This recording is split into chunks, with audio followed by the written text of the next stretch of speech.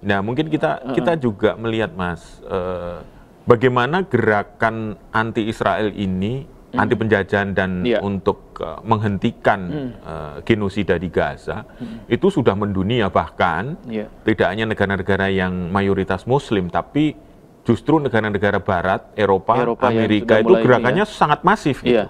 Bahkan kemarin vote-nya sudah 100 berapa itu, yang hampir mayoritas orang mendukung agar penjajahan itu dihentikan gitu. Nah, misalnya kemarin Italia yang selama ini juga pro sama Israel, kemudian Prancis di akhir-akhir mendukung. Kemudian kalau Spanyol kan dari awal ya, Spanyol ya negara-negara lain semangat untuk menghentikan genosida ini sangat kuat ya. Kalau Indonesia jelas dari awal, Pak Prabowo juga tegas mengatakan itu. Nah, itu artinya sikap itu konsistensi ya. Cuman memang yang dihitung juga resiko. Resikonya pasti ada karena ini momen internasional, bisa jadi Israel akan protes pasti ya dengan asosiasi senam internasional.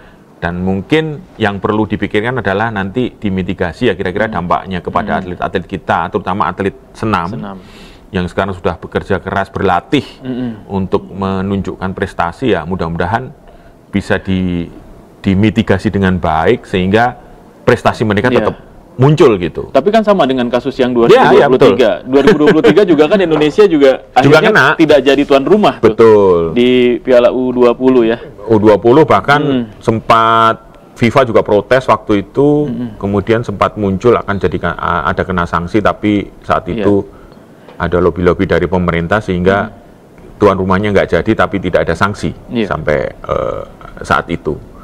Dan ya ini sesuatu yang tidak bisa dipisahkan ya antara olahraga dan ada orang begini melihat ini olahraga jangan campur-campuri politik gitu. Tapi kan tidak bisa karena penyelenggara itu harus memastikan bahwa semuanya aman gitu. Iya, itu satu ya Mas. Tapi maksudnya olahraga ini kan juga membawa nama negara, membawa nama bangsa. Jadi nggak bisa kita tiba-tiba jangan campur adukkan olahraga dan politik. Bukan begitu. Nah, karena ya namanya event internasional itu faktor keamanan nomor satu. Mereka bisa berlatih, memastikan lah kalau atlet Israel diberikan visa kemudian dia menimbulkan efek kegaduhan dan keamanan di Jakarta. Kan atlet di negara lain juga nggak aman juga, ya kan? Jadi gitu logikanya ya. Jadi ya nggak bisa begitu memang ininya. Ya kita harus melihat sikap Indonesia itu pasti punya risiko. Itu juga sama dengan sikapnya negara-negara lain yang juga mungkin nanti menolak. Misalnya FIFA kemarin, FIFA kan rame-rame didesak untuk mencoret Israel dari semua pertandingan internasional. Bahkan para tokoh-tokoh dunia, tokoh sepak bola juga mendesak itu. Meskipun akhirnya FIFA menolak itu ya. Nah, kita nggak tahu lah pertimbangannya seperti apa. Nah, tapi itu menunjukkan bahwa olahraga dan politik itu bagian yang saling mempengaruhi gitu ya. Tapi ya tentu kalau olahraga sportivitas ketika ada di ruang pertandingan kan. Iya, betul. Bukan kemudian terus dipolitisasi sampai ke dalam kan enggak. Iya, itu. Kan lewat prestasi, Mas. Tapi kalau kita lihat ya, kalau misalnya tadi disampaikan bahwa ini kan olahraga gitu. Kita kan menjunjung tinggi sportivitas, tapi ya enggak juga gitu. Ketika menang ya kan artinya kan benderanya yang diangkat, ya kan? Lagu kebangsaannya juga diangkat. Mereka mengatasnamakan negara itu politik. Nah, itu dia. Jadi kalau olahraga nggak ada politiknya ya berarti olahraga apa berarti? Nah, itu. Olahraga lari sendiri dari rumah mungkin itu ya. Nah, tarkam mungkin Mas. Jadi nggak mungkin namanya. Nah, ini coba kita dengar nih. Pemerintah telah mengeluarkan ketentuan dari imigrasi bahwa untuk atlet-atlet yang akan bertanding di Indonesia, mereka harus melalui link imigrasi secara langsung dan mendapatkan C8.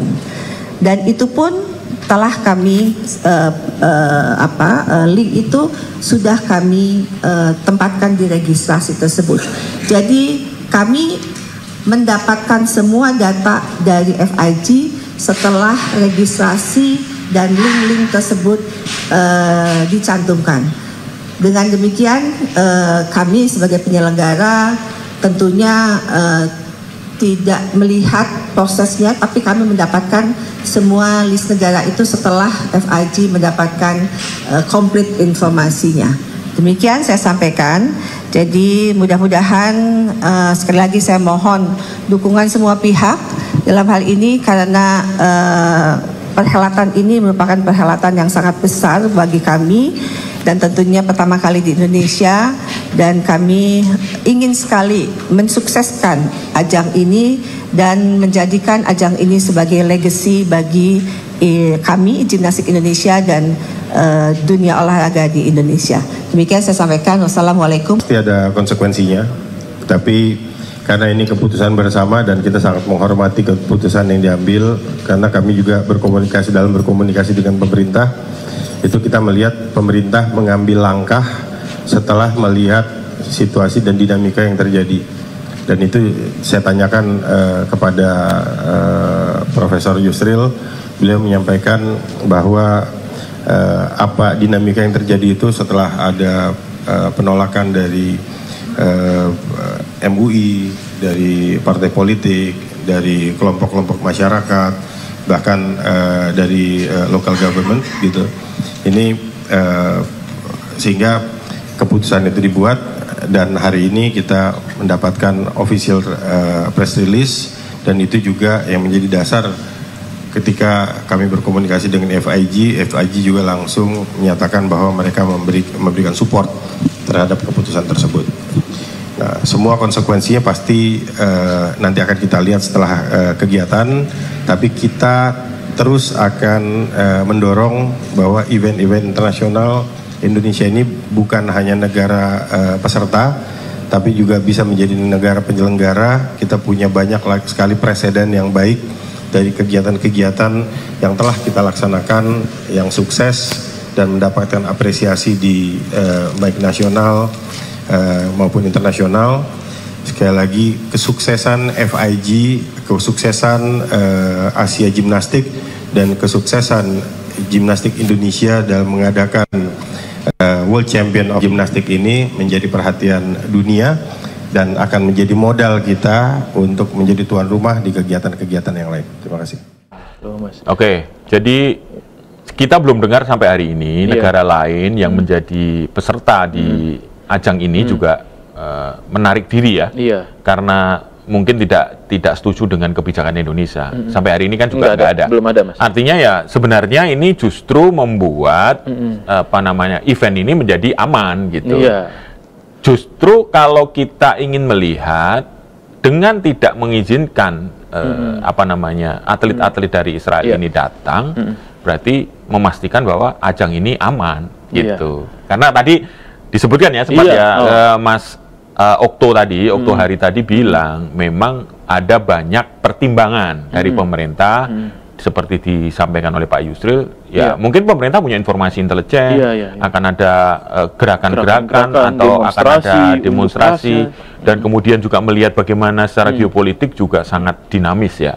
Berarti ya ini keputusan yang tepat kalau menurut. Nah, sekarang pertanyaannya adalah bagaimana risikonya untuk dimitigasi. Nah, mungkin nanti Mas Okto sama ketua tadi yang dari Bu Ita itu ya harus segera melakukan langkah-langkah lobby-lobby, tentu dibantu oleh pemerintah kementerian, agar ini minimal kita bisa menjelaskan secara gamblang bagaimana kita membuat keputusan itu alasannya apa, gitu kan. Dan saya pikir juga seperti ketika waktu U20 bisa dilakukan kok, artinya bisa dijelaskan. Dan tetap berjalan, meskipun tidak jadi tuan rumah. Meskipun tidak jadi tuan rumah. Tetap berjalan. Yakin pasti ada solusi lah. Dan penolakan terhadap atlet-atlet dari Israel juga pernah terjadi di Malaysia ternyata, Mas. Tahun 2019. Waktu itu menolak negara Malaysia menolak visa untuk atlet renang dari Israel waktu acara di ajang Paralimpiade. Nah, ini memang ada konsekuensinya juga tuh waktu itu kalau kita berkaca ke belakang nih, Mas. Konsekuensinya adalah tidak diizinkannya lagi Malaysia sebagai tuan rumah dari ajang tersebut gitu. Nah, ya mungkin ini ya konsekuensi yang memang harus diterima daripada nantinya kita resiko keamanan, resiko politik ya kan. Kalaupun misalnya terjadi apa-apa dengan atlet Israel, bukan tidak mungkin hubungan geopolitik kita juga akhirnya malah jadi nggak karuan, makin keruh. Iya. Karena kita kan begitu gini, kunci tuan rumah sebuah negara itu kan memastikan tamunya aman. Iya. Lah kalau saya tidak bisa menjamin Anda aman di rumah saya, kenapa saya mengizinkan Anda untuk datang? Gitu. Iya. Itu ininya ya, logika kita berpikir. Betul, iya. Jadi justru itu membuat masalah di sana ada masalah, kita punya sikap begini ya, ini saling menghormati lah. Gitu ya. Iya benar. Dan lagi juga kalau misalnya mereka di sini terus kemudian tidak aman gitu. Mereka nggak ada rumah amannya di sini. Nggak ada. Kedutaannya nggak ada. Makanya nggak ada. Mau gimana? Mau gimana nih? Mungkin ini yang perlu disampaikan oleh pemerintah. Mungkin sudah memikirkan sejauh itu. Bagaimana nanti keamanan mereka? Meskipun 6 orang, tapi rombongannya kan pasti lebih ya. Gimana nanti mereka kalau misalnya di sini ada kejadian-kejadian yang tidak diinginkan, gimana cara mitigasi penyelamatannya gitu kan? Ya, mesti harus dipikirkan. Nah, mungkin pada kesimpulannya adalah wah kita kayaknya terlalu berisiko untuk tamu itu datang gitu kan. Nah, itu hak setiap warga negara dan tentu pemerintah sudah menghitung konsekuensi yang tadi dari seperti Malaysia juga ya sudah kalau memang itu ya atlet-atlet yang sedang berprestasi ya nanti mungkin ada ajang yang lain yang bisa lebih tetap tidak mengurangi semangat atlet-atlet kita yang sudah berlatih sangat keras untuk menunjukkan prestasi.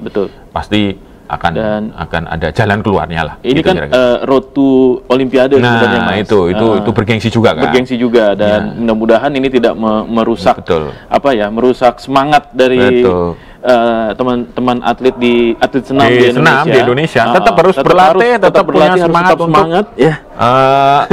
berprestasi. Tetap berprestasi apapun nanti konsekuensinya terkait soal keputusan ini gitu.